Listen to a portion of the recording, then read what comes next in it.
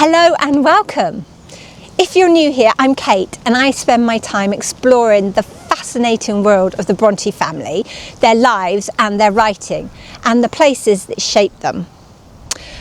When we talk about the Victorians and death, we often hear the same words repeated: obsession, morbid, fascination, and sometimes even dramatic or theatrical. As if that entire 19th century was draped in black crepe and mourning jewellery. But that image is simplification, and in many cases it is a late Victorian one. Today I want to step back from the stereotype and look at death as it was actually lived and experienced in the early 19th century. Not as spectacle, not as performance, but as something constant, familiar, and obviously completely unavoidable. And to do that, there is perhaps no better place to start than looking at Haworth and the world of the Brontes. The Brontes lived at the very beginning of the Victorian period in a small Yorkshire village shaped by poverty, illness and high mortality. I mean, this is important because the elaborate mourning culture many of us picture developed later. And during the Brontes' lifetime, death was less about display and far more about routine, religion and reality. In Haworth, death was not tucked behind hospital doors or managed by professionals. It happened at home. It passed by the windows. It was quite literally outside the front door. The graveyard sat in front of the parsonage, the home of the Brontes, and funerals were frequent. And Patrick Bronte, as the curate, was conducting burial services as part of everyday life. So, in this video, I want to explore what Victorian death and funerals actually look like in the Brontes world. Not that stereotype, but the lived-in experience, what people saw, what they participated in, and what it meant to grow up surrounded by death without necessarily being obsessed by it. So, pop the kettle on and let's dive in.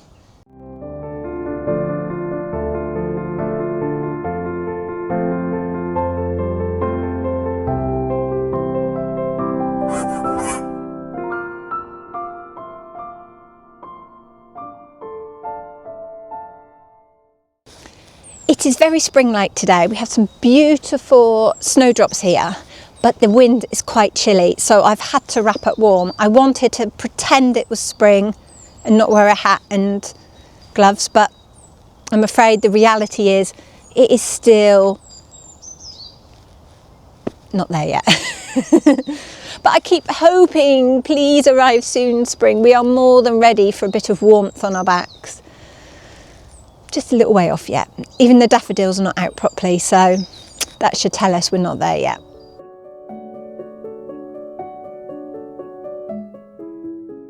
The Bronte parsonage sits with a full view of the graveyard of St Michael and All Angels. Not near it, not just overlooking it, but right beside it, as close as you could get without actually being in amongst the gravestones. And that closeness was not accidental. The parsonage was built where it was so that the curate, like Patrick Bronte, could be close to, obviously, his church and his parish. But that also meant the family lived alongside a burial ground that had been used for centuries. From the window of the parsonage, the Brontes could see all the gravestone and all the tombs just laid out in front of them. And they would have seen funeral processions passing near the house. They would have heard the church bells tolling, not occasionally, but regularly. This was not an unusual event, it was routine. Haworth in the early 19th century was overcrowded, unsanitary and poor. Clean water was scarce and drainage, well, it was just absolutely terrible, and disease spread so quickly. Life expectancy was 25 years old, and childhood mortality was high at 40% of children dying before they were 6 years old.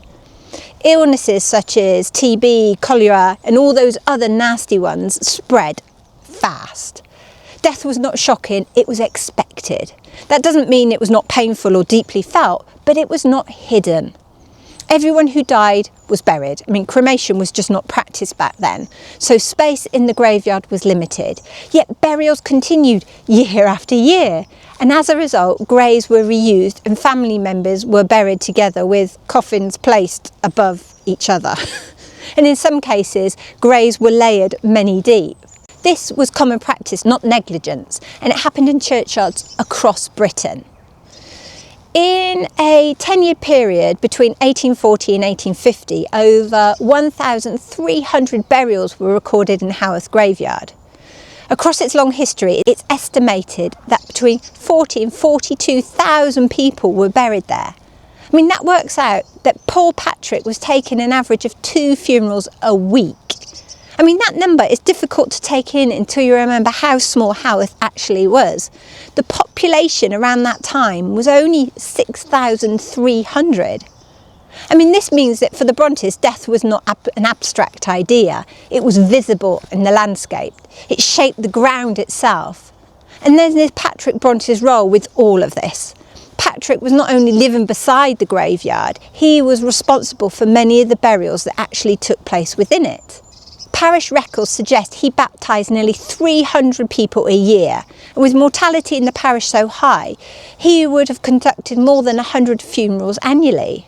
That's every single week, week after week, year after year. This was the steady rhythm of parish life, and you can imagine what that meant for the household. The sound of the graves constantly being dug, the sound of the stonemasons chiselling nearby, the movement of people gathering, mourning and then dispensing again. A close-knit community watched friends, neighbours and relatives being laid to rest so often and obviously too soon.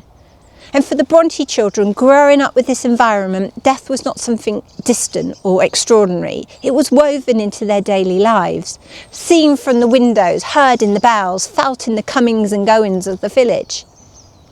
This constant presence did not numb people to loss, but it did shape how it was understood. Death was part of the community's shared experience, not something endured in isolation. And that context matters when we try to understand both Haworth and the Brontes themselves.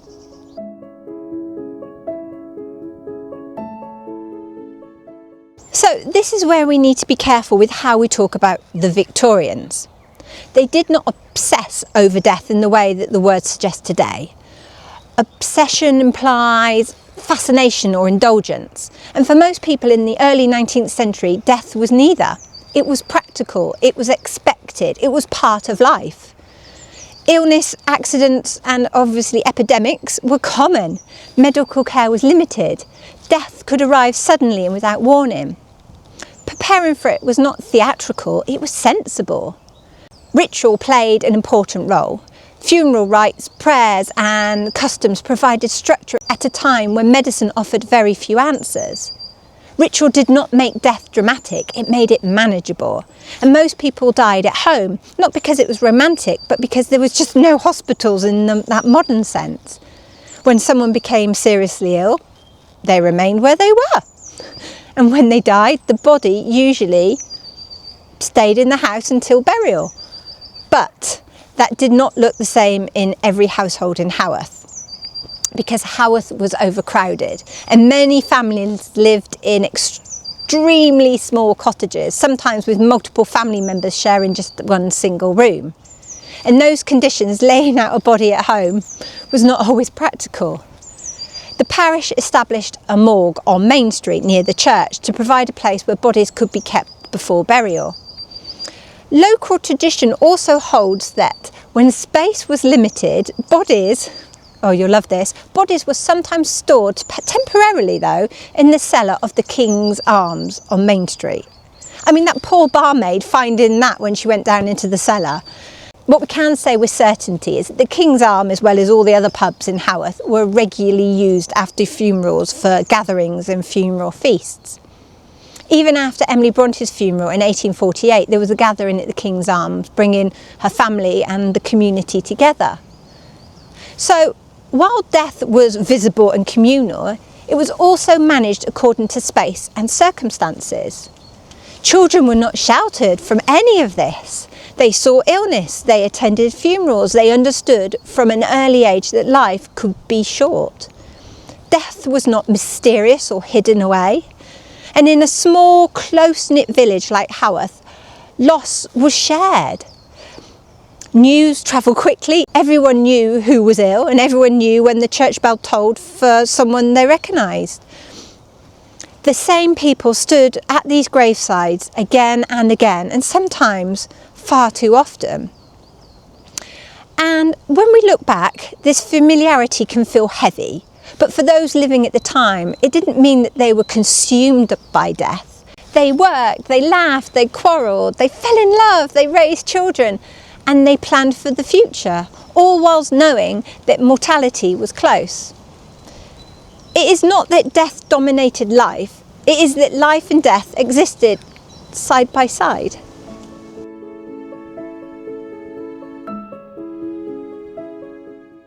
Patrick Bronte was not only a father, he was the perpetual curate of Haworth. That meant death was part of his working week.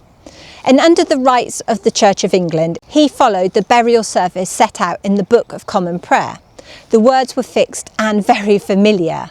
I am the resurrection and the life, saith the Lord. There was no embalming in ordinary rural practice, so burials generally happened within a few days of death. And the coffin might be brought briefly into the church, or the service might have taken place entirely at the graveside. And in a working village like Haworth, services were often short and direct. Prayers, scripture, committal. No long eulogies, no elaborate ceremonies. And one of the questions I had when I was looking into all this was, what was the cost of a funeral? Well, funerals were not free. Families paid statutory church fees, known as surplice fees. And in a parish like Haworth, a basic burial might include 2 to 5 shillings for the burial service, 2 to 4 shillings for grave digging, 1 to 3 shillings for a bell tolling, and of course then a clerk's fee. Altogether, a modest funeral could cost 6 to 12 shillings. And when you think a Yorkshire labourer might earn 10 to 15 shillings a week, you then can see that a funeral could cost nearly a whole week's wage. And in today's terms, 10 to 12 shillings might roughly equate to 70 to 120 pounds in purchasing power. And that is before the coffin. A simple elm coffin might cost 5 to 10 shillings. A better finished coffin could be £2 or more, the equivalent of 60 to several £100 in today's money. Headstones were another expense. A modest sandstone marker might cost £2 to £5. That's about 200 to 500 in today's terms. And many families simply couldn't afford one. A poor family might scrape together the cost of, say, one burial, but then when you stand in Haworth churchyard and you see the single stone listing 6, 7 or 8 names year after year, you begin to understand the growing cost. One child buried, then another, and then maybe a parent. But each funeral was another week's wages, each coffin another payment. And sometimes a stone might be added later when money was allowed, but sometimes no stone at all. Death was not only emotional, it was financially relentless. If a family couldn't pay, burial costs might fall to the parish under the Poor Law system following the Poor Law Amendment Act in 1834.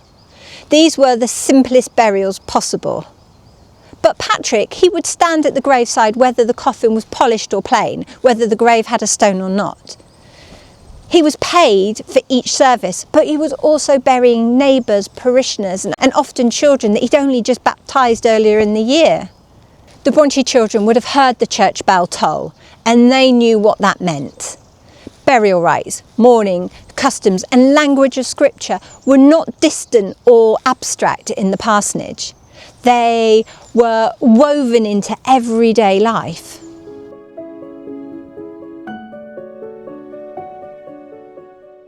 When we think about Victorian mourning, we tend to picture a very dramatic scene.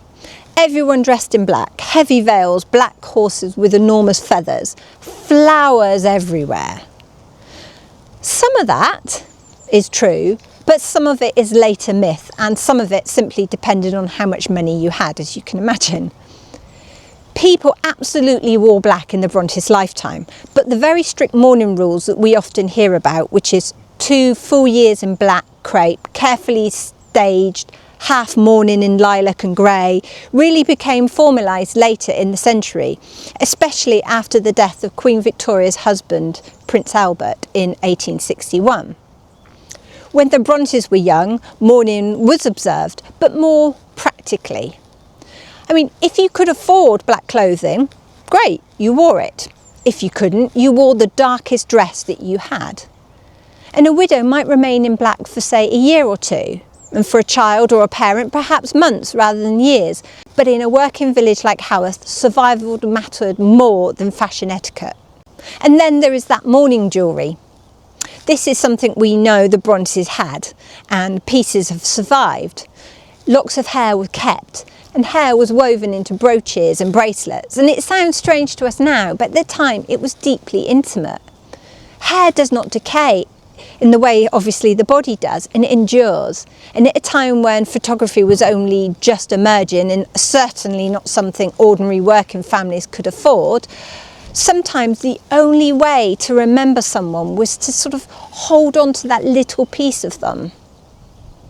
And as many of you will have seen in the news recently, a replica of Emily Bronte's mourning bracelet was made for Margot Robbie to wear at the premiere of the recent Wuthering Heights film, and I am not going into that, by the way. That tells us something interesting. Even now we find these objects powerful, but for the Brontës, they weren't decorative, they were personal. When we look at the images of their jewellery, it's worth remembering this was not decoration. This was memories made tangible. Now, what about flowers, you say? Well, we often imagine Victorian graves covered in these elaborate floral tributes. And in reality, in a crowded churchyard like Haworth, space was limited. Fresh flowers might be placed at a funeral. Evergreens were sometimes used to symbolise eternal life. But the constant grave decorations we think of, they kind of developed later on in the century. And of course, then we have those famous black horses with the towering ostrich plumes. Yes, they did exist. But of course, mostly in the cities like London, and mostly for those who could afford that spectacle. In Haworth, funerals were simple. A coffin carried by neighbours, a short service, earth, prayer, done. There's also the small rituals that people ask about, things like, was a window open to let the soul out? Possibly. I mean, that was a folk belief in parts of Britain, not the official church practice, but we know tabby. Coins on the eyes? Nope, that was earlier. Anyway, the death were usually laid out at home, washed and dressed by family or neighbours, though, as we've said before, not everyone had the space and sometimes other arrangements had to be made. But what really defines Victorian mourning is not theatrical gloom, it's structure. Clear prayers from the common book of prayer. Recognisable periods of mourning, physical objects, jewellery, hair, clothing that made grief visible. They did not fixate on death, they organised it. And in a place like Haworth, where loss came repeatedly within the same family, ritual gave people something solid to hold on to.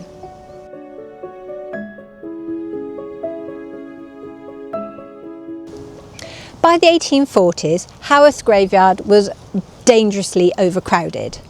Graves were reused, layers of burials lay close to the surface, and contemporary reports described the ground as raised, uneven and at times foul-smelling in warm weather.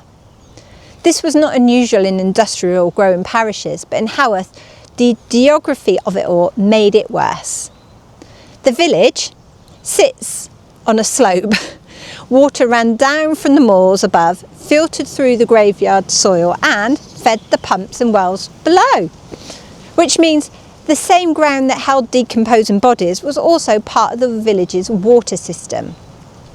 People were quite literally drinking water that had passed through the graveyard. At a time when diseases like cholera, typhus and other waterbound bugs were poorly understood, the connection between sanitation and illness was only beginning to be recognised. Reform did come but slowly, and the burial ground was eventually closed to new interments because it was considered a health risk. Death in Haworth was not simply frequent, it was environmental. It was in the very water they were drinking. And if you'd like to know more about Haworth sanitation problems, I did make a separate video where I go into that in a lot of detail, so I'll pop a link in the description so you can find it. And there's the economy around it all as well. Haworth supported a small but steady death industry. There were stonemasons in the village producing headstones, including good old John Brown, who was also the church sexton, and sometimes he was also a gravedigger. And on Main Street there were joiners and cabinet makers, and yes, they would have made the coffins. Because in a small community, that was part of the trade. A coffin was simply another wooden object ordered when needed. But can you imagine going in to order a chair or something, and there's the cabinet maker putting together a coffin for your next door neighbour? Walking through Haworth, you would see a stonemason carving names into a stone, a workshop assembling a coffin, the sexton preparing a grave. This was not hidden. Children would have walked past these scenes day after day because it was ordinary and it was visible and it was work. Haworth was not obsessed with death, but it was organised around it. And then there are other details worth remembering. The church bell tolled differently depending on age. A child's passing marked distinctively from an adult's. Grave spaces were limited, so families were buried together. And this is why you see multiple names layered onto a stone year after year after year. Burial clubs were common in the 19th century, and small weekly payments made so that when death did come, the family wouldn't face this full cost of a funeral. Even planning for death was becoming communal. So before we even speak about the Brontes family's personal losses, we need to understand this. Haworth was a village where death shaped the land, the water, the economy, the soundscape and the daily routine. It was not dramatic, it was constant.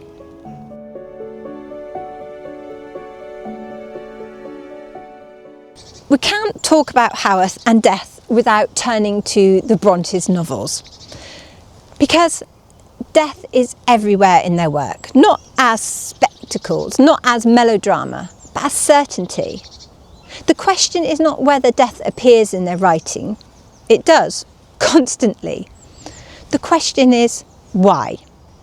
Did seeing death so often make them fearless on the page? Did familiarity make them emotionally restrained? Or did it deepen the way they wrote about love, loss and faith? So let's have a look closely. In Charlotte Bronte's Jane Eyre, for instance, Helen Burns, oh poor Helen, her death is one of the most quietly devastating scenes in 19th century fiction. Helen, modelled in part on Charlotte's own sister Maria, dies of consumption at Lowood School. There is no grand drama, there is no elaborate staging, just two girls curled up in a narrow bed.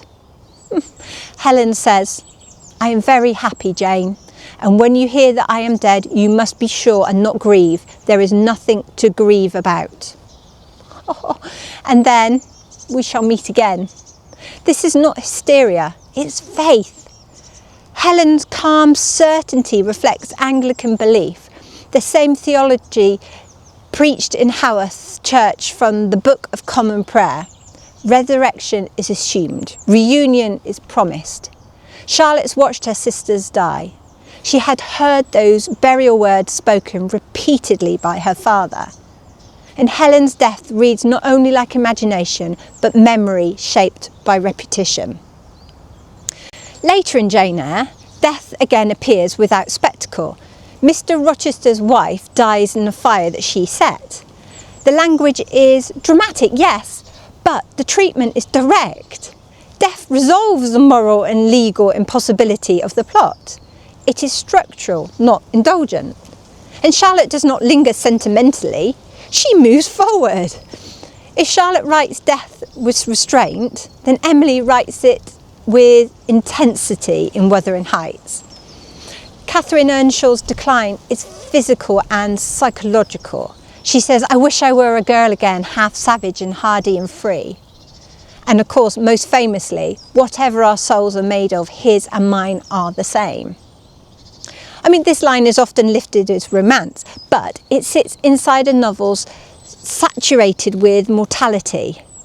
Catherine dies young, so does Linton, so does Hindley, and Heathcliff spends the novel haunted by Catherine's absence. After her death, he cries, "Be with me always, take any form, drive me mad." This is not calm Anglican assurance, this is torment. And yet, even here, death is not ending. Catherine's presence continues in memory, in landscape, in the suggestion of a ghost on the moors. Emily grew up overlooking an overcrowded graveyard. Death was not abstract to her, but in her novel it becomes metaphysical, a merging of souls, a refusal of separation. Familiarity with death did not make her cold, it made her expansive. Anne Brontë is often the most realistic about death. In the Tenant of Wildfell Hall, Arthur Huntingdon's decline from alcoholism is slow, ugly and unromantic. There is no poetic fading. Illness is consequence. His deterioration is observed almost clinically, physical weakness, moral reckoning, spiritual fear, and does not soften death. She uses it as moral truth. In her poem, A Voice from the Dungeon, she writes, "I'm buried now, I'm done with life." I mean, even in suffering, there is spiritual endurance. Anne's writing suggests not fear of death, but the concern for the soul's state of death. That reflects the religious seriousness of the parsonage. Charlotte writes in the poem On the Death of Anne Brontë, "There's little joy in life for me, and little terror in the grave." That line alone tells us something extraordinary. Little terror in the grave. I mean, that's not morbidity, that is familiarity. And Emily, in the poem No Coward Soul is Mine, writes, "No coward soul is mine, no trembler in the world's storm-troubled sphere." And later, "Though earth and moon were gone, and sun and universe ceased to be, thou wert and art and shalt be." I mean, this is absolute confidence in eternal life. It echoes the resurrection theology that they heard week after week. Faith does not erase grief, but it shaped how they understood it. And it is tempted to think that seeing death constantly would make someone harden. But their writing suggests something more complex. They do not sensationalise death, and they do not linger over the grotesque. They rarely describe decay or horror. Instead, they focus on the spiritual state of the dying, the endurance of love, the possibility of reunion, the moral consequences of a life lived badly. Death is not spectacle in their novels, it is transition. And that feels very Haworth. I mean, when you grow up hearing funeral bells twice a week, when your father conducts burial after burial, and when the churchyard is visible from your very bedroom, death does not exaggerate. It's already real. And perhaps that is the key comparison between their lives and their writing. They did not write about death because they were fascinated by it. They wrote about it because it was woven into everything: landscape, faith, family, community. And yet, despite all that loss, their work insists on something enduring: love, soul, conscious, God. And in a village shaped by mortality, they wrote not about endings, but they wrote about surviving.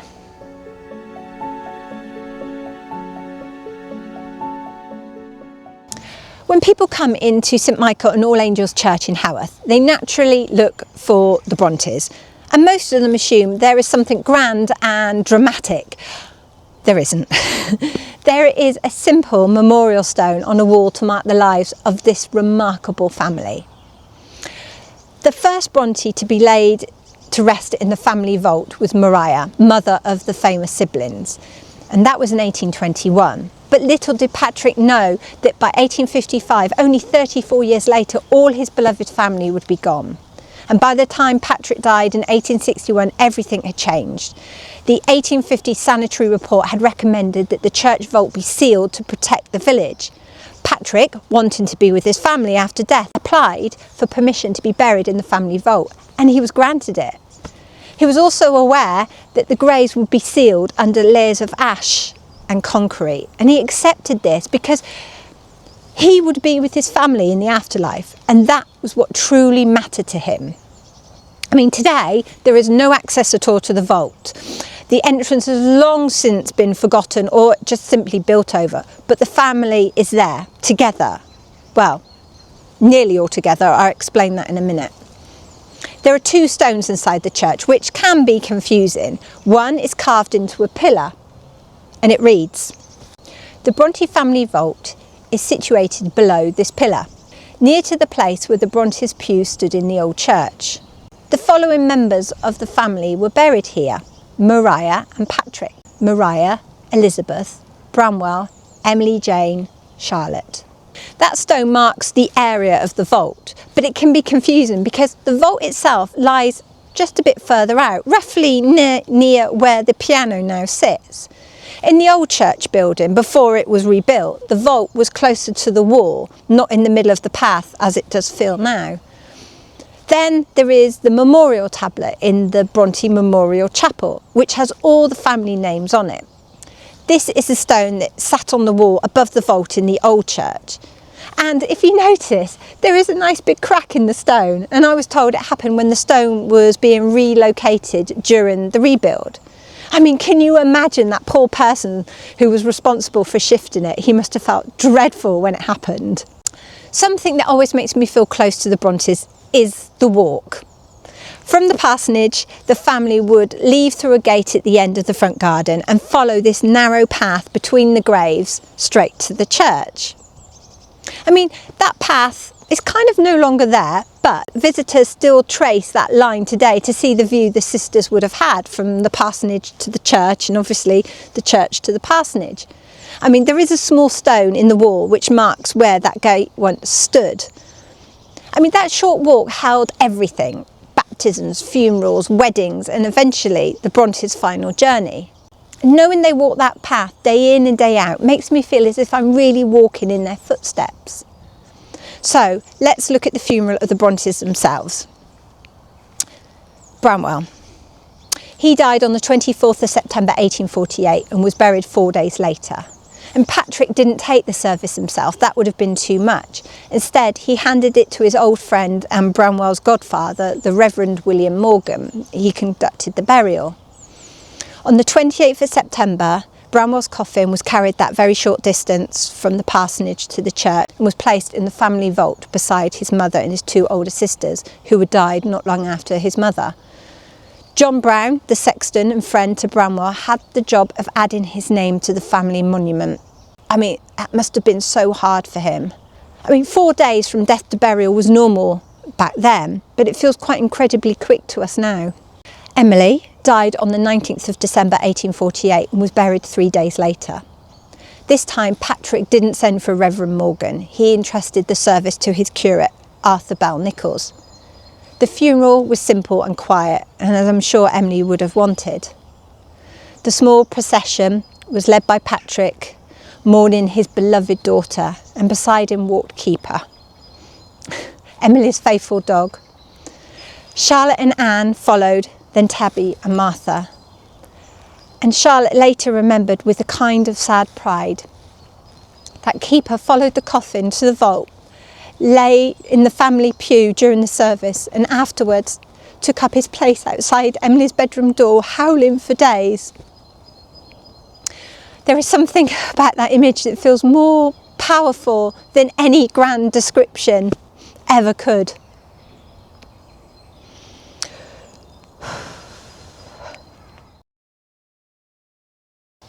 I'm sorry, I didn't mean to get upset.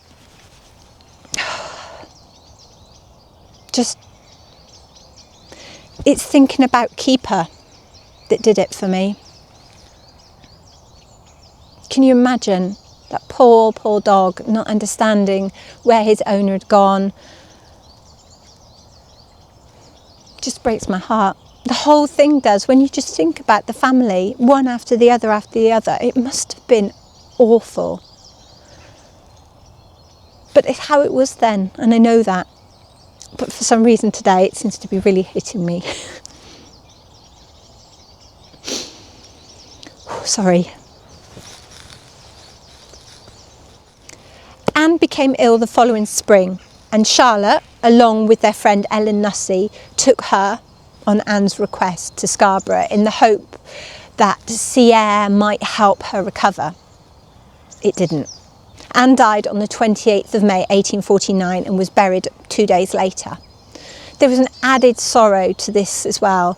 St Mary's Church in Scarborough, where she was to be buried, was undergoing extensive rebuilding. So the funeral service itself actually had to take place in Christchurch down in the town. And after the service, the mourners would wound slowly up the steps and narrow streets to St Mary's, which stands high up on the cliff. The burial took place amongst building work and disruption, but what a resting place. On the headland, beneath the ruins of the castle, looking out across the bay, she'd always loved.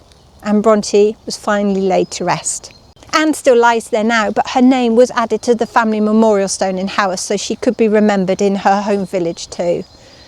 Charlotte died at the parsonage on the 31st of March 1855 and was buried 4 days later. She had been married less than a year and was pregnant. The funeral procession travelled only a few hundred yards, but the church was full. Parishioners crowded every space and many stood outside. And there is a heartbreaking story that amongst them was a poor blind girl from Stanbury who had insisted on being led 4 miles to Haworth so she could attend the funeral of the woman who had once shown her kindness. Patrick, as you can imagine, was deeply moved by that. The Reverend Sutcliffe Sowden, who had married Charlotte and Arthur just 9 months earlier, now committed her body to the family vault. And I can't imagine how sad he must have felt being back in that very same church that he married them in, but obviously now taking a funeral service. Patrick died on the 7th of June 1861 and was buried 5 days later. And on the day of his funeral, every shop in Haworth closed voluntarily. The village fell into this unusual silence, a sign of respect in which he was held. The church was packed and hundreds stood outside, and in keeping with his wishes, everything was simple.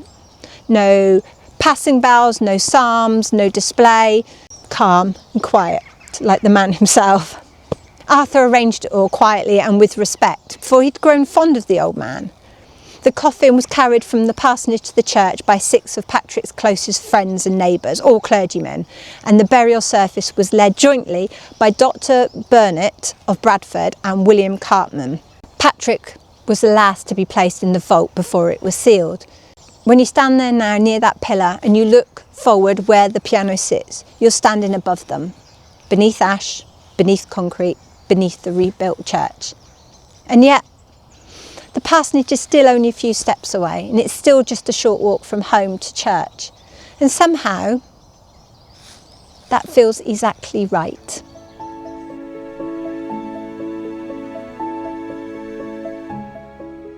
In the, oh my goodness me, recognisable, do need to wriggle my coat round a bit. Because there's a bit of a draft going on at the back there. Ooh. Something just blew across my face. Arthur Huntingdon declines from alcohol. Morbidity. That is familiar. And my voice went.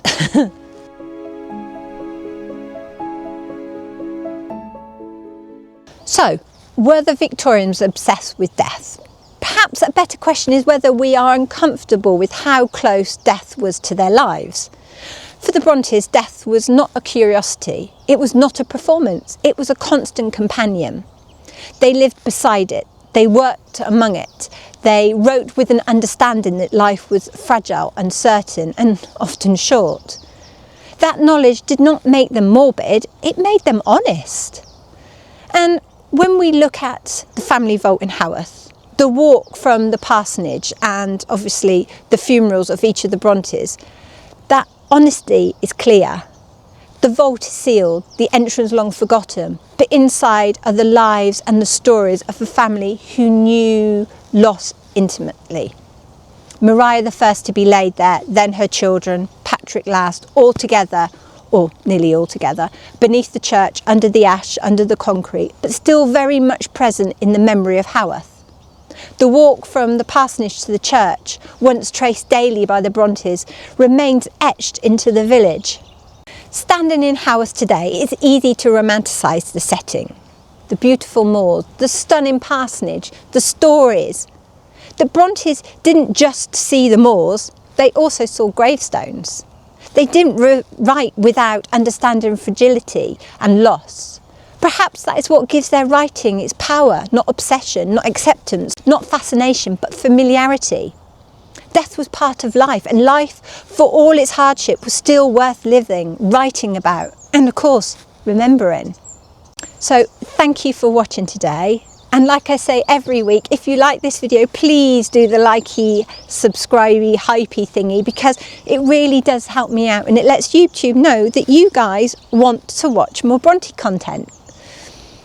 Have a good weekend, take care of yourself, and I will see you all the Friday after next for more Bronte adventures. All right, I'll see you soon. Bye.